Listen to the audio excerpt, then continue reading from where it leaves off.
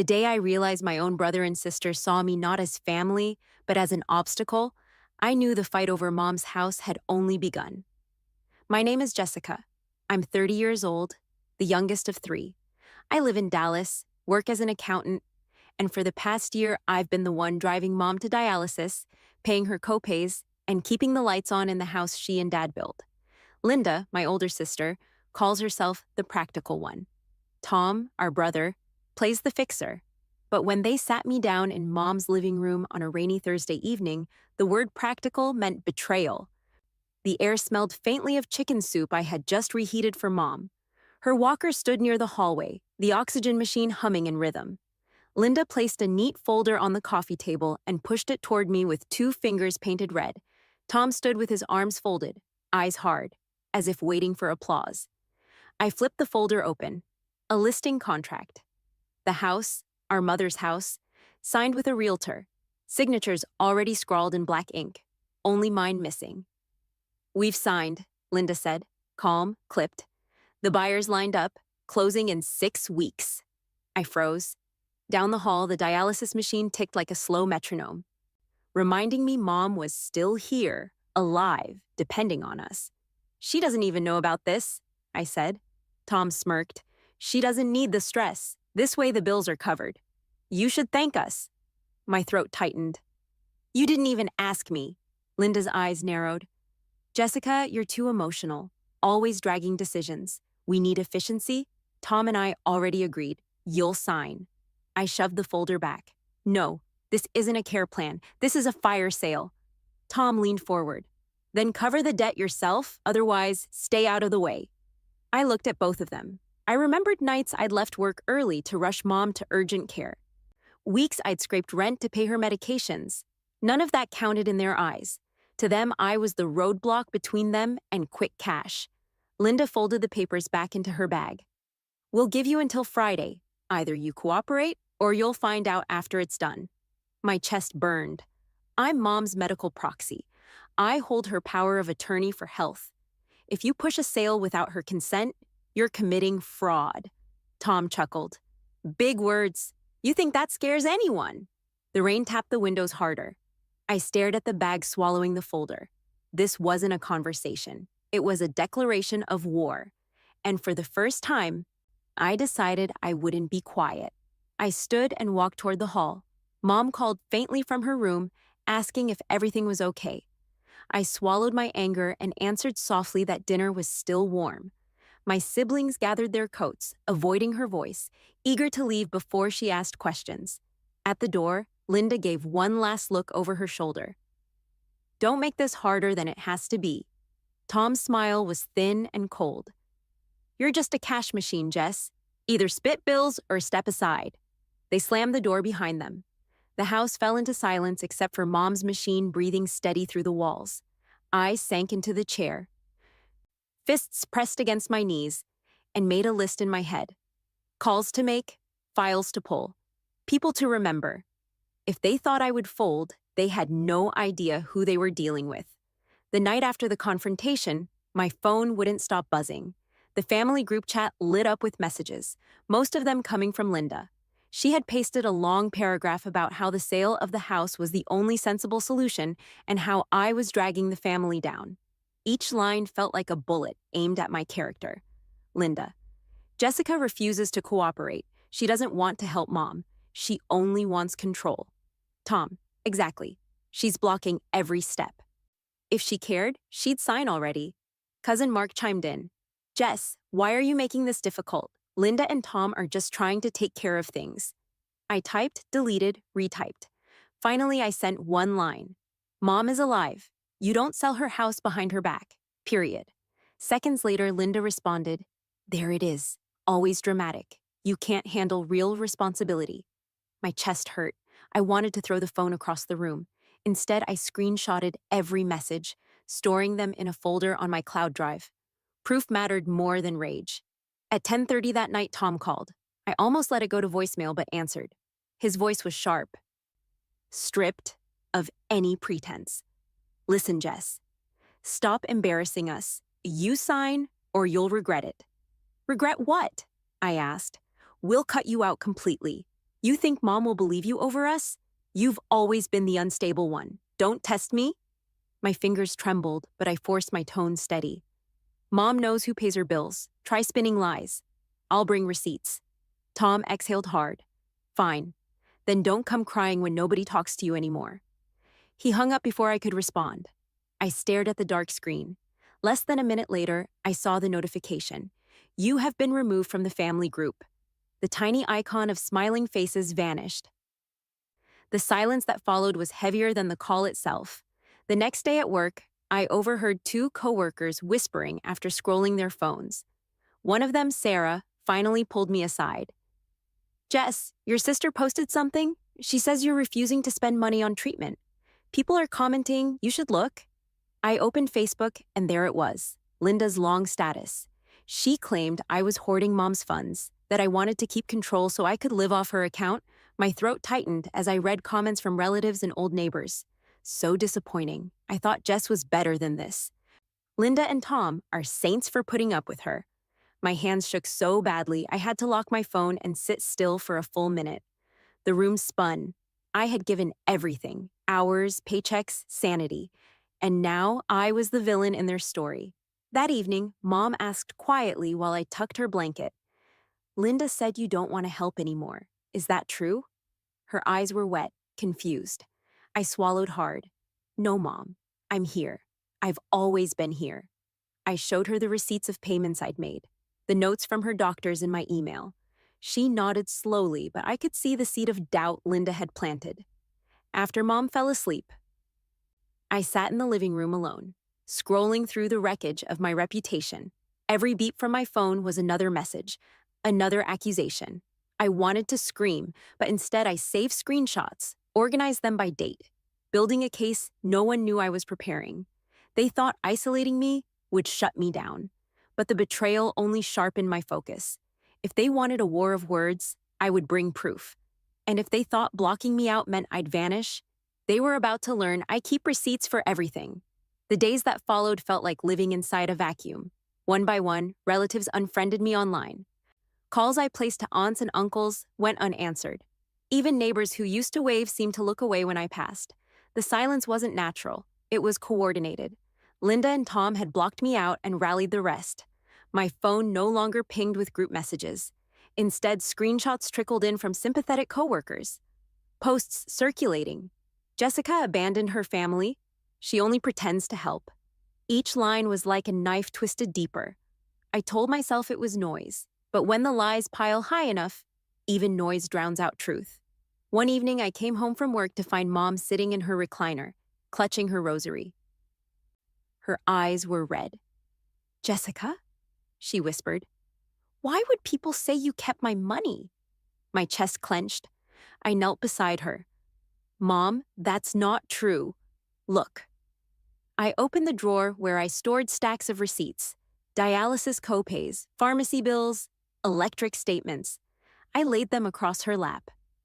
Every dollar went to you, nothing else. She nodded slowly, but the doubt lingered. Lies leave stains even when you scrub with facts. That night, I tried to call Linda to confront her directly. Straight to voicemail. Tom too. Finally, I texted, "Stop poisoning Mom against me. If you think you can prove fraud, show evidence." Seconds later, a notification. Message not delivered. They had blocked me. The isolation grew heavier by the hour. At work, I overheard whispers. A client meeting ended with a polite smile and a subtle, "We'll be in touch." That felt like a door closing. My professional life was bleeding from wounds my siblings opened. Friday evening, I discovered I'd been removed from a private Facebook group for extended family events. The page now carried Linda's post at the top. As the eldest, I have to protect Mom. It breaks my heart Jess doesn't contribute fairly. Underneath, dozens of supportive comments. I scrolled until my stomach churned. Not one voice defending me. I turned off the phone and sat in the dark. The only sound was the oxygen machine sighing through the walls. For the first time in years, I felt like a stranger in my own home. The following Sunday at church, whispers followed me down the pews. A neighbor avoided eye contact during communion.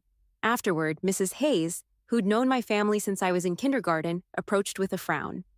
"Jessica, people are saying troubling things." I hope you aren't putting yourself first over your mother. My face burned.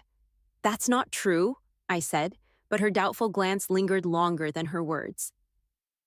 By the time I got home, the weight of gossip was suffocating. I shut the door, pressed my back against it, and realized how thoroughly Linda and Tom had framed me. To them, I was the villain. To outsiders, I was selfish. And to Mom, the doubt had already seeped in. I paced the kitchen, forcing myself to think like an accountant, not a victim. Isolation was their tactic, but numbers don't lie. If they wanted to erase me socially, I would answer with proof no one could ignore. Every receipt, every doctor's note, every invoice would become a shield. Still, when I sat at the table, the truth hit. I was alone. No allies, no family backing me. Just a house filled with machines and silence. My siblings had slammed every door, but they'd also made one mistake. They underestimated how dangerous isolation can make a determined person. I opened my laptop and began organizing files. The betrayal had cut me off from family, but it had also freed me. No one left to please, no one left to beg. Only evidence, and the will to use it. The first blow I struck back was small but public. Late one night, after scrolling through yet another flood of lies, I opened my laptop and uploaded a series of images to Facebook. Receipts lined up in neat columns, dialysis copays, pharmacy invoices, utility payments, all with my name on the checks. Then I posted a photo of the notarized document Mom had signed last year, giving me medical power of attorney. I wrote only one caption: "Facts don't need spin." The reaction was immediate. Within an hour, comments poured in. Some relatives who had shunned me grew quiet. A few neighbors added supportive words. But Linda didn't stay silent for long. She replied with her own post the next morning. "Beware of fabricated documents. Sadly, some people will do anything to cling to control." She paired it with a photo of Mom smiling weakly in a hospital gown, captioned, "We just want her comfortable." "That's why we're selling." My stomach twisted. She had weaponized Mom's illness. That afternoon at the dialysis clinic, Nurse Alvarez pulled me aside. "Jess, I saw the posts. Listen, I've been here every week. I know you're the one paying and scheduling. If anyone asks, I'll say it." Her words steadied me. A witness outside the family, that mattered more than gossip. I thanked her and on impulse asked if she would be willing to sign a short statement. She nodded. "Of course, it's the truth." That evening I posted again. This time, alongside the receipts, I uploaded a scanned letter on clinic letterhead signed by Alvarez confirming my role in Mom's care. The silence that followed was louder than any insult. Linda's allies didn't know how to respond. 2 days later, a text arrived from an unknown number. "Smart move, but they're not done. Check county records." I clicked the county clerk's website and nearly dropped my phone. There it was, a filed intent to sell Mom's property, with Tom's signature and Linda's, dated 2 weeks earlier. No line for me. The sale was moving forward behind closed doors. My pulse hammered. They had filed paperwork without notifying me, banking on the smear campaign to discredit anything I said. That night, I called a family meeting at Mom's house and invited relatives who had been sitting on the fence. Linda and Tom arrived tight-lipped, arms folded. Cousins and 2 aunts sat awkwardly around the living room. I pulled up the clerk's record on the TV screen. Gasps filled the room. "This is real," I said, "filed without my consent, without Mom's clear approval. And here," I held up the clinic letter, "is proof I'm the one handling her care. If you think calling me selfish erases this, look again." Linda's face flushed crimson. "You're twisting everything." "No," I shot back. "You're forging everything." Tom tried to interrupt, but one aunt raised her hand. "Why didn't you tell us the sale was already filed?" Her eyes bored into Linda. The room buzzed with murmurs. For the first time, doubt shifted toward them, not me. Linda grabbed her bag. "This isn't trial court. Family doesn't need evidence. We need action." She stormed out, Tom close behind. Their exit left a silence heavy with suspicion. After everyone else drifted away, Cousin Mark lingered at the door. "Jess, I believed them. But seeing this, keep your records. They're losing people." When the door closed, I sat on the couch shaking. Publicly, the tide had turned. But privately, I knew Linda and Tom would escalate. They'd been exposed in front of family, and cornered people strike hardest. I saved all the files to multiple drives and emailed them to myself. Proof was my only armor. If they thought smearing me was enough, they hadn't seen what happens when I go public with the truth. 3 nights after the family meeting, my phone rang with a number I didn't recognize. Against my better judgment, I answered. Tom's voice cracked through the line, low and urgent. "Jess, I need to talk. Alone." I almost hung up, but curiosity kept me there. What could you possibly say that isn't another lie? "It's not about Mom this time. It's about me. I'm in trouble." His breath rasped like he'd been running. "Credit card companies? They're closing in. If I don't come up with 20 grand this week, they'll sue. I just need you to sign the house papers. Then everything is covered." My grip on the phone tightened. "You mean cover your debt with Mom's roof? That's your emergency." Silence on the other end. Then, "If you cared about this family, you'd fix it. Don't make me desperate." I ended the call. Minutes later, a string of texts came through. "Sign, or I'll tell everyone you forged the POA. Courts believe the majority. You're 1 vote against 2. Mom's confused half the time. Who do you think they'll trust?" I saved every message.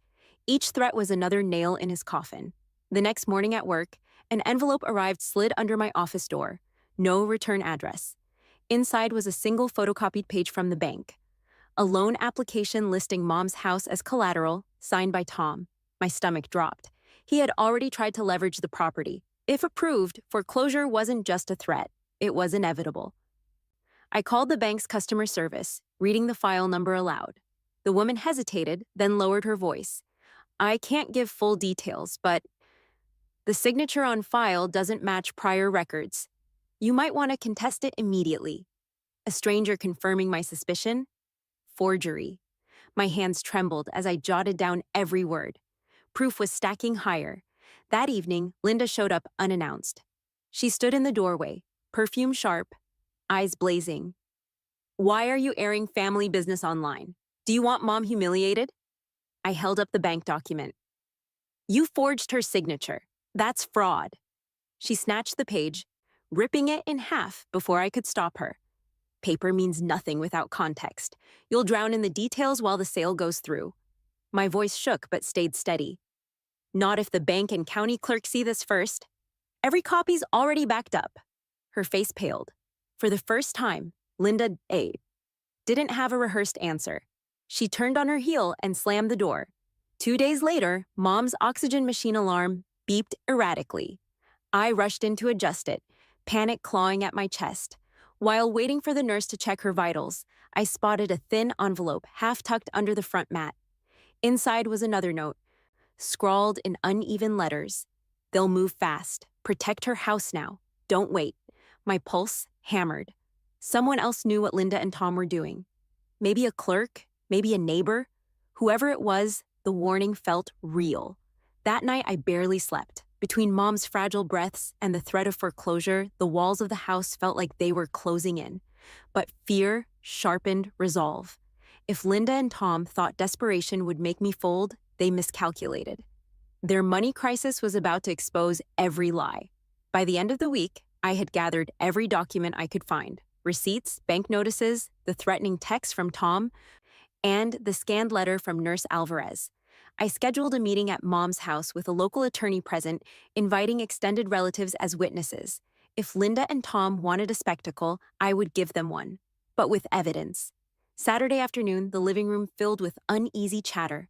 Mom sat in her recliner, wrapped in a quilt, eyes worried but alert. Cousins lined the wall, whispering. At precisely 2 o'clock, Linda swept in wearing a blazer as if she were presenting a business pitch. Tom followed, jaw clenched, a folder tucked under his arm. The attorney, Miss Carter, greeted them politely. "Thank you for coming. We're here to review the legitimacy of recent filings regarding this property." Linda crossed her arms. "This is family business. We don't need outsiders." I stood. "We do when family starts forging signatures." I laid out the copies on the coffee table. The loan application with Tom's handwriting, the county record of intent to sell, and the letter from the dialysis clinic. Gasps rippled through the room. Tom's face went red. "Those are doctored." "She's making this up." I tapped my phone, projecting screenshots of his texts onto the TV screen. Sign or I'll tell everyone you forged the POA. The room fell silent. A cousin whispered, "That's his number." Linda lunged forward, snatching for the papers. But Miss Carter calmly slid them out of reach. "These are copies backed up digitally and notarized for preservation. Destroying them won't erase their existence." Mom's voice, thin but steady, carried across the room. "Linda, Tom, did you really try to sell my house without telling me?" Linda stammered, "Mom, you're not well enough to understand the finances. We were just trying to make things easier." "Easier for who?" I asked sharply. "For Tom's creditors?" I held up the bank notice. "Because this says he already used the house as collateral. That's not care." "That's theft." Tom slammed his fist on the table. "You think anyone will believe you? Majority rules. 2 against 1. Miss Carter shook her head. "Not when fraud is documented. The power of attorney gives Jessica authority over health and related housing decisions. Any sale without her consent is void."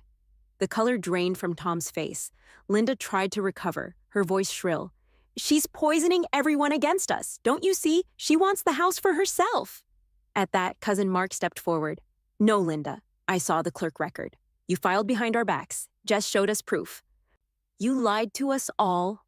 The murmurs rose into open confrontation. Relatives who once sided with Linda now turned, voices sharp. "How could you do this? You dragged us into lies." Mom's eyes brimmed with tears. "I trusted you both.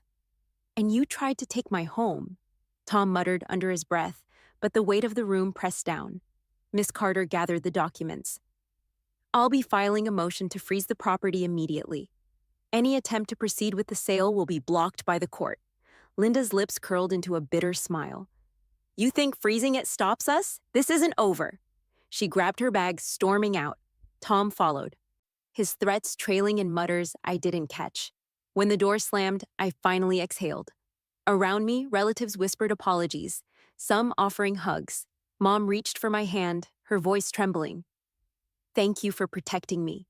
I squeezed back. "This isn't finished yet, but the truth is finally louder than their lies." The house was quiet again once relatives drifted home, but the air still carried the heat of confrontation. Mom's hand trembled in mine. "Jessica?" she whispered. "They're still my children. I don't want to lose them." I swallowed hard. "I know, Mom, but they almost cost you your home."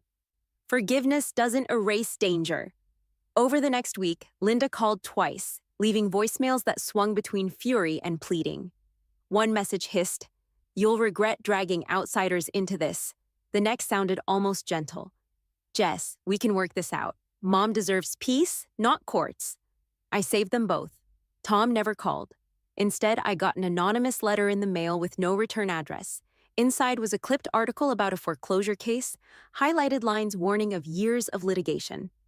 Intimidation disguised as advice. I showed the letter to Miss Carter. She shook her head. "Empty threats, they're cornered.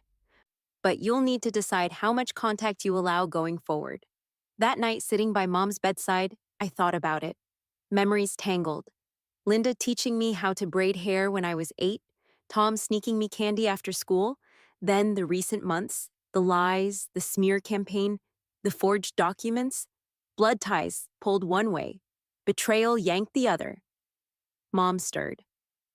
"Promise me you won't hate them forever," she said softly. "Hate makes people sick." I brushed her hair back. "I don't hate them, but I don't trust them, and trust is what keeps a family alive." A few days later, I met Linda at a cafe, at her request. She looked tired, makeup heavy under her eyes. "Jess, I made mistakes," she admitted. "But Tom, he pushed harder than I did. I just wanted security." I listened but kept my arms folded. "You signed forged papers. You lied about me to Mom. To everyone, that isn't a mistake. It's a choice." Her eyes watered. "Can we at least talk sometimes? I don't want to lose you completely." I shook my head. "Contact will be limited to updates about Mom's health, nothing more. If you try anything with the house again, the next call won't be to family. It will be to law enforcement." She flinched, then nodded. For the first time, Linda looked smaller than I remembered. We parted without a hug. As for Tom, he never reached out again. Word spread through cousins that his debt collectors were closing in.